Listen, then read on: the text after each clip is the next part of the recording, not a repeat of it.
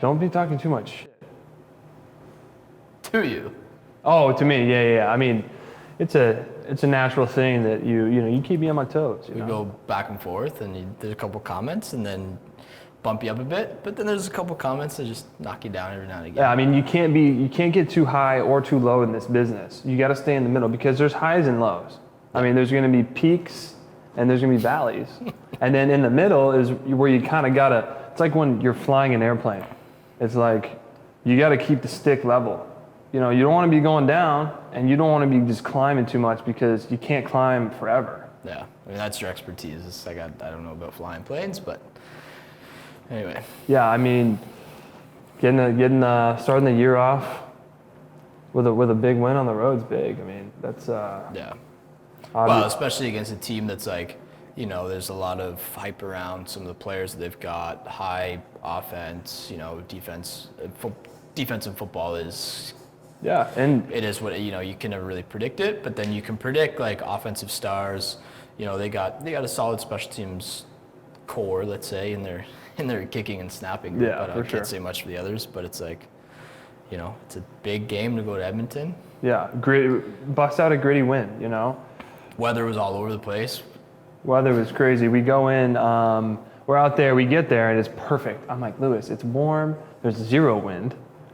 And then next thing you know, I forgot about the pregame. Yeah, you were out there too. And then we go in, I went back out, and I was like, Lou, something just happened. Like somebody cast a spell on this area, and it was whipping wind. It was wild. Go in there and be like, hey Lou, like shit, it changed out there. I did forget about that pregame pour down. I was more talking about leading into it, the lightning in the hotel room, and how dark it got, and just rain, and then it got sunny, and then we went for a walk, and then it poured with rain again, and then it was ominous. It was dark and ominous, all over the place. And then obviously, like, we tried to go out for warm-ups, and it was lightning and thundering and pouring rain. Yeah. And I looked at you because we did this in Hamilton. Actually, remember? I was like, I remember talking to Coach Nice. It was cold and rainy. And I was like, it's probably going to be better for me to just not warm up, So I went out there and sweats and held for you. Yeah. Just did some holding, was ready for the game. We won the game. Yeah, that was probably the most fun of a football game in such a disastrous weather conditions that we had. It was a big win. But it was a big win. It's probably the most fun I've ever played in a game. And see, that's what's cool about football, that at least I like about football. It's just, like, you have these opportunities and, like, it's impactful, Yeah. They're big game. Every game's a big game. Every kick has an implication on the game. And it makes playing football fun because you don't know what's going to happen. You're going to go do your best, and you're going to be there with your teammates. Yeah. Like, you always build me up, right? Yeah, and that's what I was just going to say. I was like, our numbers for our first game win, like, huge punts and stuff like that, and that's what I was going to say. I was going to say, every time it seems like we're doing really well, and then we go to Edmonton, and then you seem to have the worst punting game of your life. It seems to trend that way. So yeah, good that we broke through that. We broke through that. I've played in the CFL. This is my 5th year. I've never won in Edmonton ever, and including the Grey Cup. And I've historically performed not very well. So it was good. It was good to. We don't have to go back there this year, so that's good. No, we get all these games done early in the year, so. Yeah, I think that's actually an advantage because it's going to be super cold this year. So we don't have to go to Edmonton late in the year. We don't have to go to Winnipeg at all. And we don't have to go to Regina when it's cold too. It's going to get cold there. Do we have any other games going out there? BC's indoors, so we're done. Wow. We get it done early. Who made the schedule? Why wouldn't we go play Winnipeg? No one's going to want to watch Coach LaPolice and Matt Nichols go to Winnipeg? Go home to Winnipeg and play? No, they're home here now. Back to their old home. Who made the schedule? But yeah. But that was a fun win. I mean, we grinded it out, like you said. I mean, that half yard at the end. Win by half a yard. But you know what? Football's boring. What's more fun to talk about is definitely how I called Lewis up. Well, we kind of had a little bit of banter going on.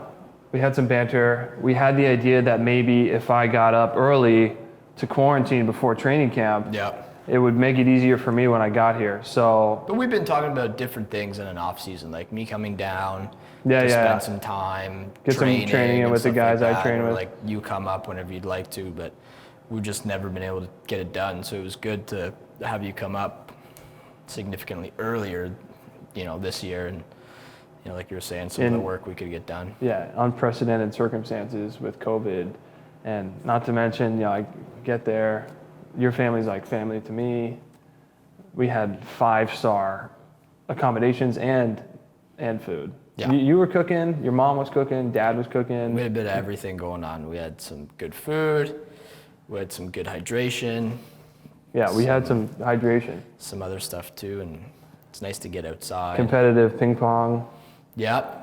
Competitive ping pong that we were gonna stream, but we never got around to it. And then Bring a table here though. We could bring a table here though. That would start. We'd have to get like a pool. We'd get like a tournament going. Get Yeah. 2 tables or so. Easy. But and then don't forget about our golf game. yeah. We set up. He's got a huge backyard where we're able to get operation in, which was great. Yep. And put some buckets out there and hit some golf games. Got some bets going. Yeah, I got some bets. We played on Canada Day. Yep. Did a big competition on Canada Day. We were Yeah. celebrating responsibly. Yeah. Lots of bets going out on who can get closer, and they're pretty evenly matched. Yeah, I would say I won more ping pong games. Maybe. I'd say I won more ping pong games. I think. But over. I don't know. Yeah, I'd say if we played 10 games, I probably won 6. That's just facts. Yeah, I don't know. I don't know. Maybe we need another table. Is there somebody out there that can get us a ping pong table? The guys would like that. Just team bonding, some competitiveness other than on the field. Yeah, but you know what? Also, we open up on the road 2 games, and then we get to come home. Yeah. This beautiful field. Put it to use. It's gonna be good to see Lansdowne pop in, all the bars and restaurants pop in. It's always fun to come here. It's always, even though sometimes it's not fully cram packed, but it's loud and it's Yeah.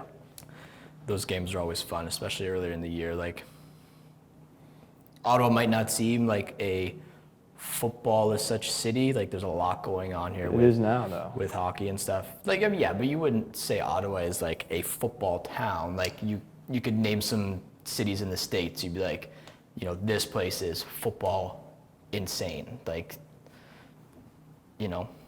I wouldn't say that about Ottawa, but like when it is a game day, people come in here and it's the biggest party in Ottawa. No one's going no one's going to Canada to a Sens game to have a big party indoors. Yeah. No, and I shouldn't say it's not a football city because there are a lot of people. You go to different stores and stuff, you see Redblacks gear or whatever it is, and you might find that they might love the Redblacks a little bit more than the hockey team down the road. But Sorry about it. Sorry about it. But it's just like it's not in your face everywhere you walk, but it's like when it's time for support or whatever, you can, like this place is packed, like people are all around this place. And I don't think there's nothing better than when this place is full. Yeah, when it's rocking. Bit of banter back and forth between the two sides. We've had some crazy weather games here too. We've had remember the tornado game? Yep. There was a tornado, the game was Saturday. My dad flew in that morning. It's a 2018. It was an afternoon game. It's 4 o'clock. 4 o'clock against Edmonton. Yep. That was another big You hit game. 7 field goals. Yep. That game. It's a bit of competitiveness between me and Sean that game too, I think. Always. They came on for an extra point. I think it was a fumble, scoop and score, and they came on for an extra point. And then there was a bit of back and forth with the sideline and stuff. It was not. Anyway, it got overturned. Extra point team was not happy about it. But anyway, we came out and hit a field goal. But those are the days, especially out here when you get the sun, and then it's like we hit that one. It's like we can't see. I think in the film. Oh yeah. Can't see anything. Yeah. It is. Is it going? Yeah, I saw today on Twitter that today was the 2-year anniversary of the 70th missed field goal, but also the celebration at the end of 69 in a row, which the jury's still out on whether or not it was a bad hold. I would say so. It's one of those ones that's just, Well, I mean, it was already a feat that I don't think will be broken. yeah. So But we're on to a new one. We're 3 right now. let's go. I was saying that this morning. I was like, Hell yeah. we've hit 3 in a row. We just keep rolling. Keep stacking Like you kicks. say, we just keep stacking Hey, them. get opportunities, go out there, just bang them through. Yeah. So if you had to come out here, then which way would you want to punt? Right now? Like, I don't think people quite understand what happens here. Yeah, I mean, The different sections of the field. yeah, that it's like a quadrant, you know, it's like different corners and different shots because you don't hit the same punt really. Like, you keep some things similar, but there's definitely like advantages of wind and then just different aiming points or whatever. I'd rather punt whichever the way the wind's blowing with. Final answer. Okay. Did you not find it swirls? Oh, it definitely swirls, but I think that affects more you because kind of more in like, I'd say the centers of the field going out, it might be helping both ways. Whereas you scoot this way, you scoot more towards the center and you're going towards the uprights, then I think it hurts you. Yeah. I mean, we've had moments where we look out at the uprights. You're in the middle of the field and you've got upright here and upright here, and the flags are pointing towards each other. It's like, how does that make sense? That doesn't make sense at all. It's like, but what happens is it comes, over the hill, through the field, off the condos and back, or it comes down the canal and through, and you just get this. It's weird because you don't know how to play it because the ball doesn't play too much for the most part, but visually. Oh, visually, and one thing could be doing something on the ground level, and then up 20, 30 feet, it could be doing something different. Yeah. And when you get it kind of tunneling through, it'll bounce off the one side of the stadium and then come to the other side and then out the far side of the hill. Yeah, it's quite complex. I think that if the league will just let us take a smoke grenade before every punt or kick and just toss it out there, and then it'll go up, it'll ascend, and then once it gets to a certain height, then that's when I'm gonna be like, okay, it's actually gonna help me here. It'll help me mentally. I think usually you guys find a piece of grass or something. Oh yeah. Throw it up, that works. A smoke grenade sounds more fun. You play Call of Duty, man. Tell me you don't want to throw a smoke grenade. I don't use too many smoke grenades. Yeah, well, you're not I'm more of a stun guy. Yeah, you're a stun guy. I might be in the shadows. I don't really play, but stun grenades don't do anything anyway. It says that. It says this is what they need to fix. You throw a stun. It says that they're stunned, so you run in and try and they're play not what stunned. it is, and they kill you, and you watch the kill cam, and they were not stunned. And I don't think, maybe some people don't have a platform for this, but maybe this we do for them to maybe they could fix that. Yeah. Because a lot of guys complain about it. A lot of guys on the team. I'm adding more friends too. It's good. Yeah. I only had a couple before, but we're getting more friends. You're diversifying your people you're playing with, going to battle with. Yeah. Yeah. That's a cool aspect of football too, is your journey. Everybody's got such a different journey, Yeah. think of yours and mine and LP and Coach Dice. Yep. Different countries. I mean, you lived in Switzerland. Lewis was actually going to move to Atlanta once upon a time, where I grew up. Yep. You imagine we would have ended up being neighbors? Was Kennesaw 20 minutes from where you said ish? Yeah. Kennesaw, Atlanta. That's what it was. If I wasn't here in school, university, it might have happened. Yeah. Opportunities and just the people you meet through football. Yeah. Certainly have a great impact in your life, right? Because Yeah. you spend. This is your football family. They call it football family for a reason. Yeah. And so I feel like the older I've gotten, the more I've been able to appreciate that, and just hearing different aspects of the way that people approach the game. Yeah. I mean, everyone's different, right? You get people that are to a T, they follow a ritual or routine, and then you get other guys that are very just go with the flow. And there's guys that I know you're kind of like me. When I leave here, I love football. I will watch NFL games. I'll watch other CFL games. Yep. There's guys that just don't really like football. They don't really watch football, but they play it and they enjoy the game and actually doing the act of playing. But definitely still have that fandom. which is nice. And, you know, you meet a lot of guys like that in university, still a lot of guys that I know that I played with, still, you know, they check in every CFL game. You know, when I'm playing, I'll get messages from guys I haven't heard from since, well, last year when we played or whatever. You know, it's like they're always checking in. It's like the guys you play with, you always get this bond with them or this brotherhood that they're always sort of checking in and seeing how you're going, you know, how you're doing. And, you know, sometimes they pop up here and there. They don't always pop up, you know, in your thoughts, but something comes up. You're like, oh yeah, so-and-so's got a game tonight, and I'll watch the game, shoot you a message and stuff like that. So yeah, it's definitely, you just get different kinds of support from all over the place. I mean, even now, like family in England. Oh yeah. They message me all the time. We've sent a couple of jerseys over. Your grandparents, right? Yep, my cousin Sam, and he's got his kids a couple jerseys. Apparently, we got fans in Poland too. Your brother. Favorite thing he likes to wear. Miles has got his little Ward jersey. He wears it all the time. So we actually just had to send him a new one over because he's growing out of it. Love that. So goes to show there's more than just around here that, you know. CFL is going global. Let's see what else. I don't know. How did you get into kicking? But let me preface this by saying, you know, when I spent 3 weeks at your parents' house, I saw clippings and newspaper articles about Lewis playing when he was a kid, and he was, I guess, a stud receiver too. In high school. I put some good up numbers. I mean, I was just an athlete. I played lots of different sports. I mean, and, you know, don't mean to be too cocky here, but like, how hard is it to catch a ball? Yeah, but every sport I played, I was like kind of more of a, you know, starter role. Like playing high school, you know, starting point for basketball, starting point guard, shooting guard. You know, we'd rotate, see what kind of matchups we'd have, like for, you know, our games that we had. Soccer, basically, was playing since I could walk. You know, starting goal, I could never think of a time that I, you know, wasn't starting.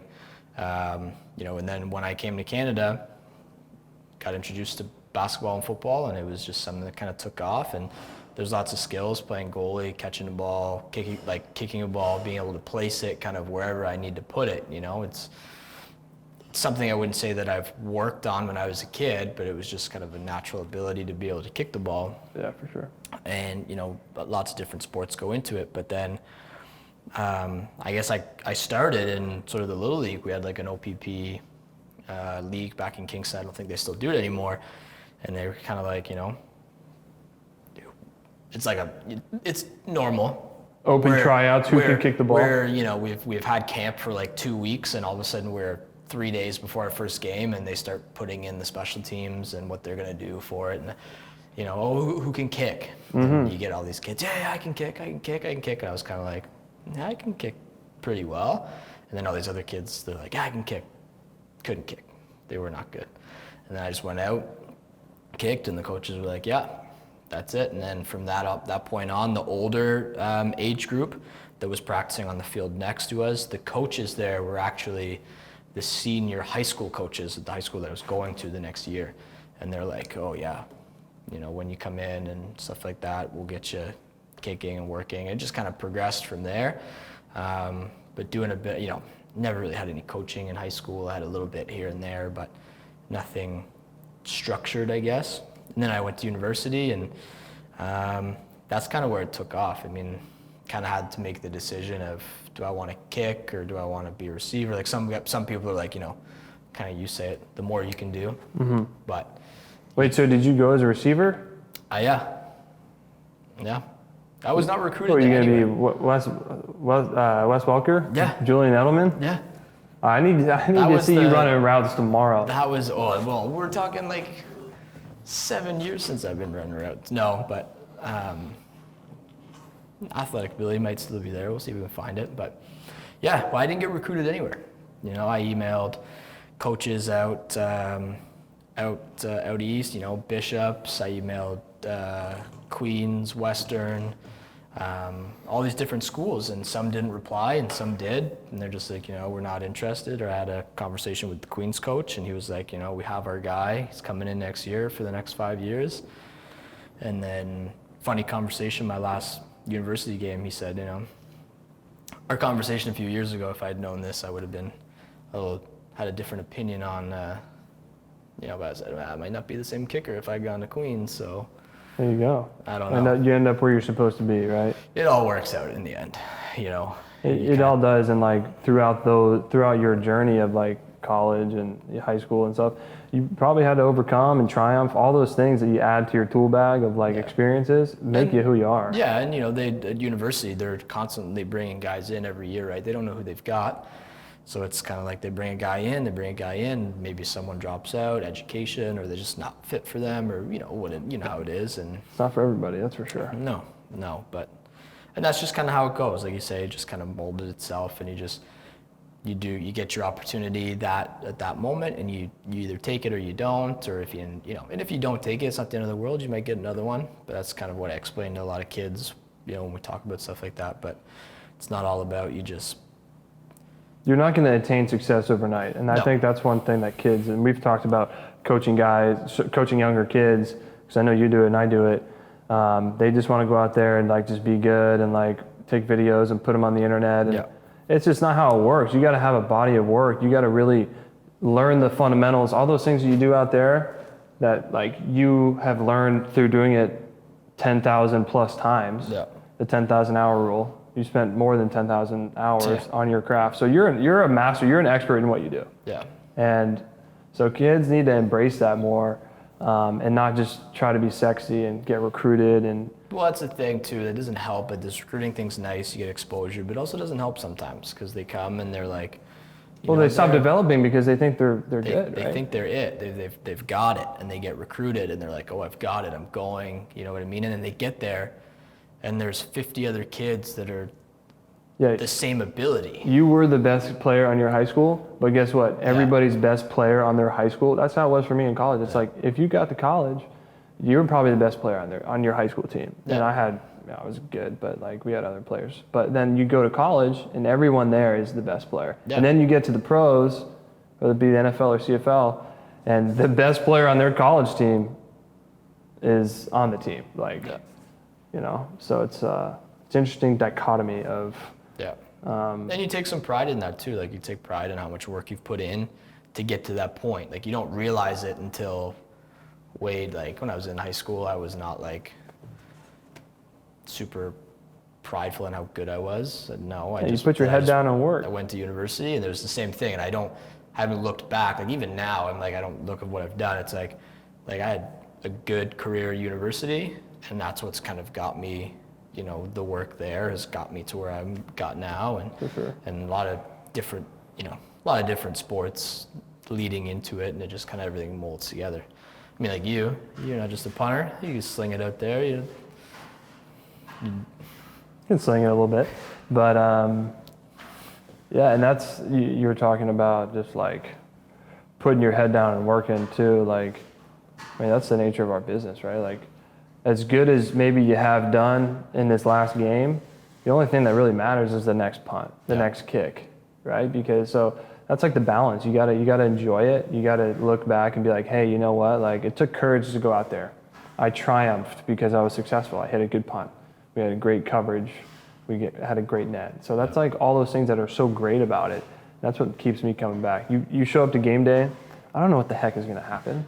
Yeah. I mean, I'm going to rely on my skills, my tools, my experiences I've been through, and hopefully be successful. But at the end of the day, like, you don't know what's going to happen. And I don't think people in like the regular world that never really played sports professionally don't really understand that. Yeah. And I think that's certainly something you're going to miss because it's all going to end for us one day, right? Yeah. Hopefully not anytime soon. But like the old saying goes. For us as kicker punter, doesn't take too much of a toll on your body if you treat yourself right. Yeah, you treat yourself right. You find yourself a nice compliment partner. Talking to whoever's listening. You know what I was thinking about today that's kind of funny when you compliment, like you say like complimenting each other just kind of goes hand in hand. And I was thinking, this is the bad thing. My head was at practice somewhere, field goal was done. I was just thinking, I was like think about movies. And I was like, Step Brothers. Great funny movie. And I was like, wait, this kind of relates to us. Because at first it's like, we got introduced and it's like, you kind of get forcefully introduced, and it's kind of friendly, competitive, but it's also like you don't know much. You try to figure each other out. Like, who is this guy? What's he about? You know, can he do my job? Can I do his job? Like, you know what I mean? Sure, it's a natural inclination. We didn't know what was going on. Size right? one another up. We didn't know what they were doing, so it just kind of. I was having a giggle on the sideline. I just thought, you know, when they show up on the front lawn, and they have that like weird interaction. Where they look at each other and they like play music. I was like, I feel like that's what it was like when you first get introduced into something like this, where it's gonna be like you're fighting for a job, and then all of a sudden they're like best friends. They do everything together. Build bunk beds. They do stupid stuff. They have peaks and valleys. Yeah, and it's like I was just like, I don't know how I got to this on the field, but I was like, but when you said, yeah, they just complement each other, it was like. Well, it's nice to like appreciate things like that, you know, because, you know, we practice a lot. Football is the only sport where you practice so much more than you play games. You look at MLB, you look at NHL, NBA, they play a lot of games. They don't practice a whole lot. So like, it's nice to be out there at practice. And I think I had a moment today where I was like, man, like this is so cool. Like, this is my job. Yeah. It doesn't feel like a job. No, it doesn't feel like a job. But you got to realize that like sometimes you want to say to guys, you know, like, this is fun, this is great, but it is also your job. Like, take yourself not too seriously. Take your responsibilities seriously. Yeah. You know. Yeah. Yeah, there's a lot of. That's being a pro right there. That's being a pro one-on-one. You quote me there. But you know, everybody's different. Everybody has to find their niche of how you can put yourself in a mental, a physical, spiritual state to where you're gonna put your best stuff when we need you. Yeah. Right. I think that's the value of having experience. And you've played a bunch of games in big games. I played a bunch of games and in big games, and then you realize what works for you. Yeah. You know. Yeah, and I mean that's what I found like the other day in Edmonton. It was like. It's kind of I found myself again a bit more. Like, we had 2 big kicks, and I wasn't out there. Like, I could feel my legs underneath me. Sometimes I feel like I'm gonna like fall over out there. I'm like, what? You know, you're like, oh my God, we're at this distance. Everything's got to be perfect. It's this. It's like, what about this? It's like, no. You react, baby. Last week was just, we got to do our part, and that's. I find that. We both strive more off of that idea that when we're more into the game of doing our part to help win the game, adding value, and not just adding value to the game and helping us win. Yeah, you know, it certainly feels sweet to do that. Yeah, and there's obviously games where like maybe we won't have as much of an impact, or like let's say I have a bad game punting, we can still win a game. Yeah, you know, then offense picks up its slack and the defense picks up its slack because I'm sucking at punting or something, you know, theoretically. But it could happen, right? And that's why it's a team game, and that's why it's great. Yeah. You know? And then, you know, when the stick's kind of going this way, after you have a bad game, you need to get back level. What else? Who's the funniest guy on our team right now? Funniest guy on the team. I don't know. Dedman's pretty funny. He was on one today a little bit. He was walking. Around today. He's cracking me up. Dedman's funny. I just kind of hang out in the locker and listen and just scan the room, and I have some giggles at some people. But he's been pretty funny the last couple weeks there. Who would you not let date your sister? You. Oh, dang it. I did not think he was going to say that. I wouldn't have asked that question. I didn't even think. I thought you would have the awareness to not say that in front of this podcast. Okay. That was the honest answer. Okay, what's another good question? Least favorite part about game day? Least favorite part about game day? I'd say waiting, but then I go back and I think to like the university games that start at like 1 o'clock and stuff like that, and it's like, do you wake up at like Want to decent just get rolling? Yeah. Like, yeah, do you wake up early in the morning and get a good breakfast and kind of get things going, or do you get a good rest and sleep in, and then but then sometimes you feel a little groggy? Yeah, it's really difficult to manage your energy, focus, and levels on game day, especially when you're playing late. Like, Yeah.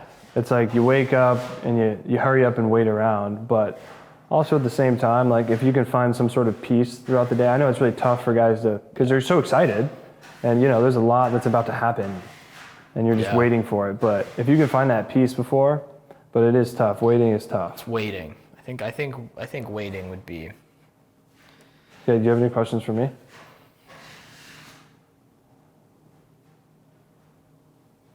No, I think My birthday's March 10th. well, we know that. No, you didn't remember that. See, another funny thing is, you like with your birthday, you always say that you're the old man in the group. You're not much older than me. Well, Coach Dice is the old man in the group. Let's get that squared away. Sorry, Coach.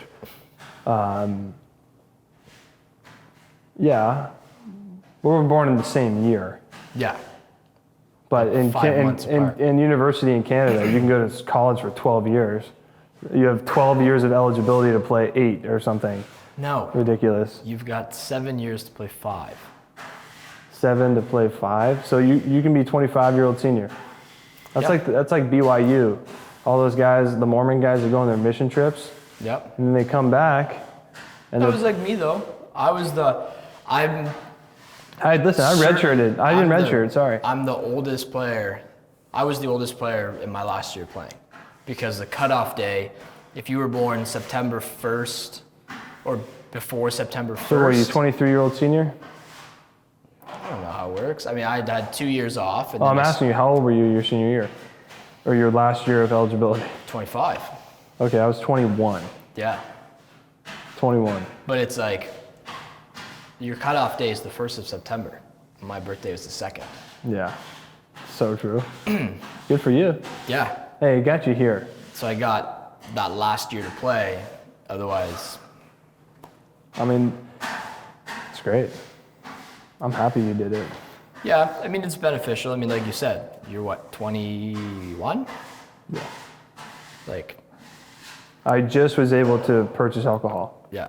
in the United States. Like sometimes being that young is sometimes not beneficial to be thrown. Maturity, Yeah. growth and development of your body, Yeah. for sure.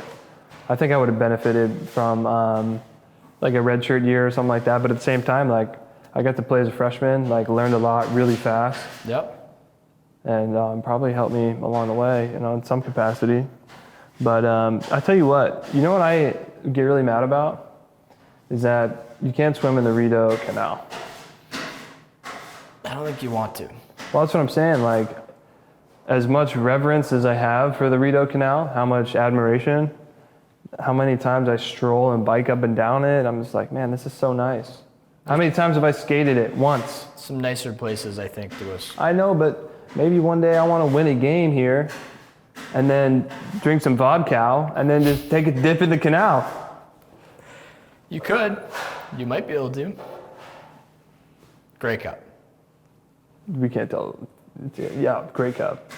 That'll be frozen for sure by then. December? Won't be frozen. It'd be cold. Okay, then. So, 2 questions. We'll start with the first one. More simple one. Will be your go-to game meal. Like, we're hanging out in the hotel. Specific to a be like restaurant, or what do I got? What do I want to ingest? Okay, sure, restaurant. Well, No free ads. what do you order from that restaurant? Like, what would you choose? No free ads. I'll say that first of all. Second of all, I mean, just like keep it light. I mean, we kind of order the same stuff for the most part. But what would be your go-to? I mean, listen, I'm gonna stay fish or chicken. Not a lot of red meat. Not a lot of red meat. Slower to digest. I feel sluggish the next day. So I'm just gonna have some veg, some chicken, some sparkling water. Huge fan of sparkling water. Okay. Maybe a little flavor, maybe a little lemon lime. Okay. But other than that, I mean, I don't really. I like to eat an apple a day. All right. Second question. If we are, it's a nice, let's say it's a summer day in Ottawa. You've been in Ottawa for a few years now. What's your favorite place to go for food? Okay. Favorite place to go for foods? Let's stick with like a lunch fare. I'm gonna say obviously. Well, we're going out for dinner. We're like Well, you're saying, hold on, Lewis, let's go out for dinner. I've got a reservation, or I've called. We're booking. We're gonna go. I'm like, yeah, I'm in. Where are we going? Okay, where are we going? I mean, if it was a lunch thing on an off day, obviously I'm gonna get Streets Tacos out in Canada, and then obviously, if we're going out to dinner, maybe we want to have a glass of wine, something like that. Maybe a couple beverages. I think you can't go wrong with any place in Lansdowne, local, Joey, but also, I mean, we go to Al's Steakhouse on Elgin. Whalesbone is great. Shout out to Sasso. Whalesbone's a good spot. Caesars are good there. Caesars are good there, per source. Oysters are good there. Oysters are good there, per source. Yeah. I mean, now that we're allowed to go out to dinner, maybe we should, swing by. Swing by there. Well, no, it's not per source. We've been there before. Okay, so what else? You know what? It was really weird. Like, when my mom has watched me play here when I was a visitor, and she always asked me like, "Hey, what is that in the corner?" She thought it was like a church. The exhibition center.